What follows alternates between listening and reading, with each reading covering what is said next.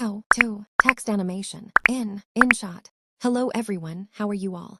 Let's start our video. We need to go to InShot and select a blank picture there. After that, go to the InShot tools and set the duration of the picture, as long as you want. Next, go to the text tools and write your logo there. Here, you can also use different fonts. It's completely up to you.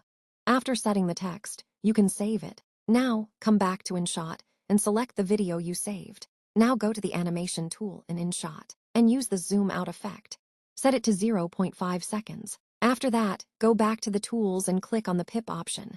Zoom it fully on the screen. After that, go to the blend option and select the multiple mode. And if you need this video, you can get it from Pinterest. Your video is ready.